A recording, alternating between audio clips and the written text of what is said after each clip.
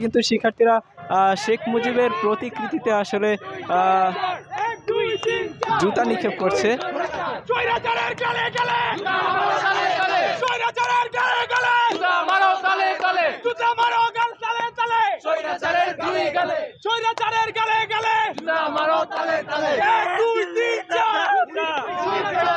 মুজিবের দালালেরা আওয়ামী লীগের দালালেরা মুজিববাদের দালালেরা আওয়ামী লীগের কুকুরেরা 1 2 3 4 1 2 3 4 মুজিব 2 স্বৈরাচার 1 2 3 4 মুজিব 2 স্বৈরাচার 1 2 3 4 আওয়ামী লীগের দালালেরা ফ্যাসিবাদের দালালেরা মুজিববাদের দালালেরা মুজিব 2 স্বৈরাচার 1 2 3 4 1 2 3 4 মুজিব 2 স্বৈরাচার স্বৈরাচারের 2 গেলে আমারও তালে তালে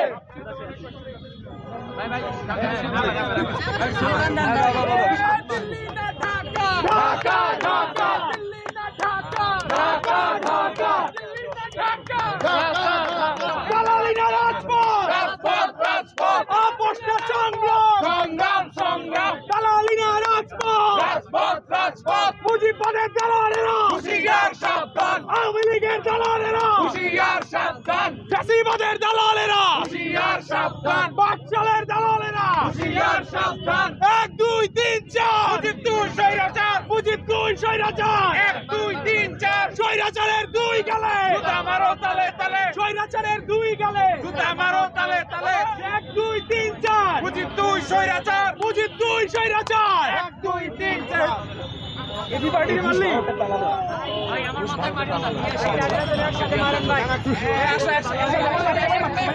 একসাথে ভাই সবাই 1 2 3 4 এই একটু দাঁড়াই তুই জুতো গলান আবার দাঁড়ান এই ভাই এডু এক লাইনে দাঁড়ান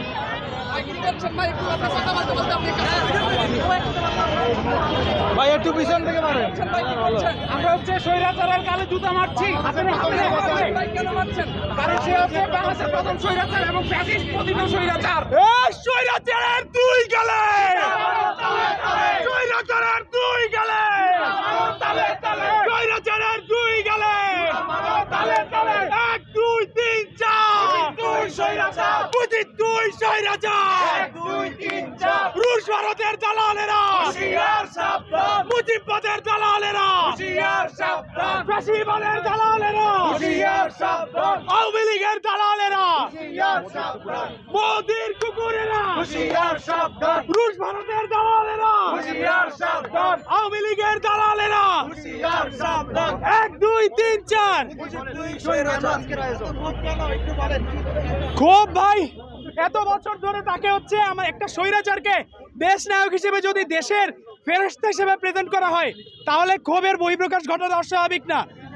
যদি সে তাকে তার আসল চরিত্র রূপে সবসময় পোর্ট্রে করে আসা হইতো তাহলে হচ্ছে এখন ক্ষোভের আগ্নেয়গিরি এইভাবে উদ্গীরণ হতো না।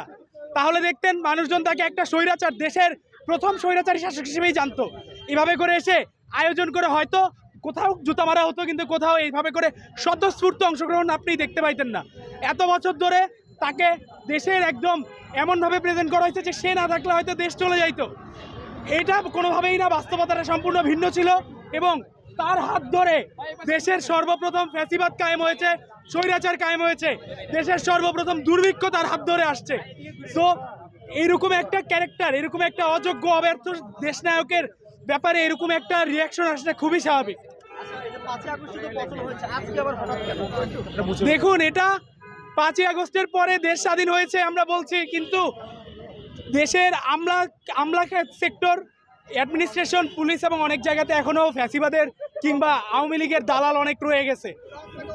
আমরা এখনও আসল কারণটা জানতে ব্যর্থ হয়েছি, কিন্তু কোনো এক অদৃশ্য কারণে এই মুজিবের দেয়ালটা, হাসিনার দেয়ালটা হচ্ছে সম্পূর্ণ সাদা করে মুছে ফেলার একটা অপচেষ্টা হয়েছিল। মুজিবের দেয়ালের ক্ষেত্রে তারা সফল হয়েছিল, হাসিনারটা তারা সম্পূর্ণ সফল হয়নি। পরে দেখা গিয়েছে আমরা ডিসেম্বরের শেষ সপ্তাহে হাসিনার দেয়ালটা রিস্টোর করেছিলাম, কিন্তু এরপর মুজিবের টপিকটা চাপা পড়ে গিয়েছিল অ্যাজ ইউজুয়াল। তো আমরা সেটা চাপা পড়তে দেই নাই, আমরা অ্যান্টি ফ্যাসিস্ট কোয়ালিশনের পক্ষ থেকে এই দেয়ালটা আবার রিস্টোর করেছি, এবং যেহেতু রিস্টোর করেছি তাই অবশ্যই যতবার তাকে মুছে ফেলার ষড়যন্ত্র করা হবে, তার অপকর্ম ঢাকার চেষ্টা করা হবে, ততবার আমরা তাকে জুতা মেরে তার অপকর্ম মানুষের সামনে ফ্ল্যাশ করে হচ্ছে দেখাই দিব কে ছিল স্বৈরাচার আর কে ছিল দেশের পক্ষে। বুঝতে চাচ্ছেন না, রেখে তাকে আমরা অবশ্যই দেশের স্বৈরাচারের, দেশে ফ্যাসিবাদের চিহ্ন রেখে দিতে হবে, যেন সেই চিহ্ন দেখে ভবিষ্যতে কেউ ফ্যাসিবাদী হওয়ার কথা ভাবলে তার কলিজায় কাঁপন ধরে যায়, সে যেন বুঝতে পারে এই দেশের মানুষের জন্য তার কাজ করতে হবে। ফ্যাসিবাদী হতে হলে তাকে টেনে হিচড়ে রাস্তায় পিষে মেরে ফেলা হবে। জুলাই আন্দোলনের সময় যে আন্দোলনকারীরা এই ছবিগুলো বিকৃত করেছিল এবং ফ্যাসিস্টের একটা পরিণতি তৈরি করেছিল, সেটা মুছে দেওয়া হয়েছে। আমরা দেখতে পেয়েছি ডিসেম্বরের শুরুতে কে কোনো একটা অদৃশ্য গোষ্ঠী এগুলো মুছে দিয়েছে। হাসিনারটা পুরোপুরি মুছতে পারেনি, কিন্তু এটা মুছে দিয়েছে।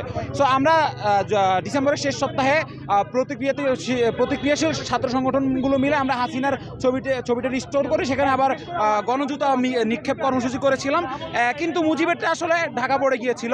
তো আমরা চাচ্ছিলাম না কোনো ফ্যাসিস্টের স্মৃতি মুছে যাক, আমরা স্মৃতি মুছে দিতে চাচ্ছি না, কারণ স্মৃতি যদি মুছে যায় তখন আবারও একটা নতুন ফেক ইতিহাস তৈরি হবে। আমরা সেই ফেক ইতিহাস চাচ্ছি না আবারও।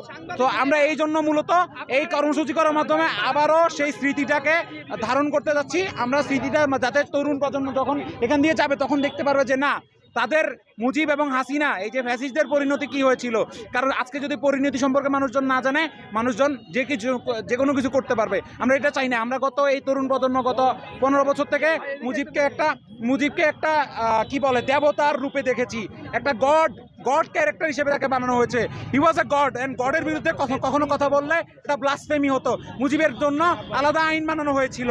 এই যে গড কমপ্লেক্সিটিতে ভোগা মুজিব এবং হাসিনা, এই হাসিনার এই যে তাকে যদি স্বাভাবিক রাখা হতো তাহলে আমাদের এত ক্ষোভ থাকতো না। কিন্তু গত 15 বছর থেকে তাকে গড, ঈশ্বর বানানো হয়েছে, এবং ওই ঈশ্বরের বিরুদ্ধে যারা কথা বলেছে তাদেরকে ব্লাসফেমির মামলা দেওয়া হয়েছে।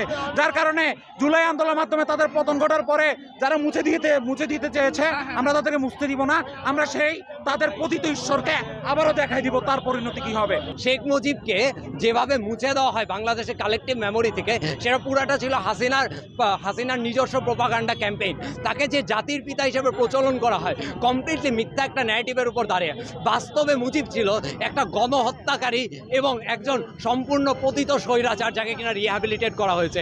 তার ক্রাইমগুলা একের পর এক লিস্ট আপনি বাংলাদেশের বাস্তব ইতিহাসে পাবেন। সে রক্ষী বাহিনী কায়েম করে 40,000-এর উপর মানুষের লাশের স্তূপ তৈরি করেছে, এবং সেই লাশের স্তূপের উপর দাঁড়িয়ে সে তৈরি করেছে নিজের স্বৈরশাসন।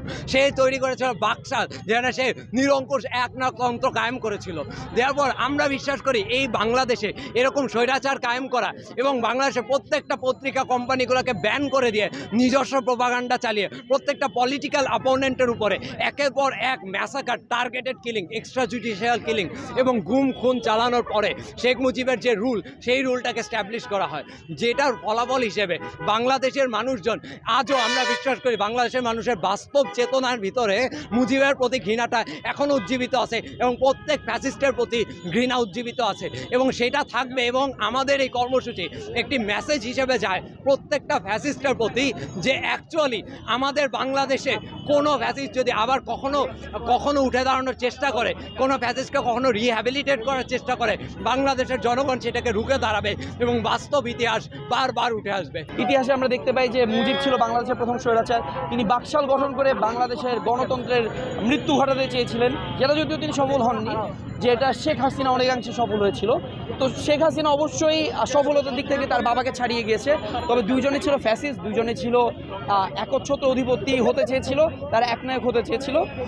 এবং মুজিবের সময় আমরা দেখতে পাই যে বিভিন্নভাবে মানুষজনকে, যেমন আমরা যদি জাসদের মানুষজনকে দেখি, জাসদের যারা কর্মী ছিল তাদেরকে অনেকভাবে তারা মেরে ফেলেছিল, অনেকভাবে তাদেরকে হত্যা নির্যাতন করেছিল। তখন যদি আমরা রক্ষী বাহিনী দেখতে পারি, শেখ মুজিব রক্ষী বাহিনী তৈরি করেছিল শুধুমাত্র তখন মানুষের উপর নির্যাতন চালানোর জন্য, তার একচ্ছত্র অধিপত্য বজায় রাখার জন্য। কিন্তু সেটা দেখতে পাই যে না, এরপর আরও আমরা দেখতে পাই যে ৭৪ দুর্ভিক্ষের সময় তার কর্মকাণ্ড কী ছিল। বাংলাদেশের প্রায় ৮০,০০০ মানুষের মতো ওই টাইমে মারা গিয়েছিল। আমার অ্যাকুরেট ইনফরমেশনটা মনে নেই কত মারা গেছে, বাট ইট ওয়াজ এ লট, অনেক বেশি মানুষ ওই টাইমে মারা গিয়েছিল। তো এইসব ইতিহাসগুলো আমরা যদি ভুলে যাই, তাহলে বাংলাদেশের ইতিহাসকে বিকৃত করি, তাহলে এটা কিন্তু ঠিক হয় না।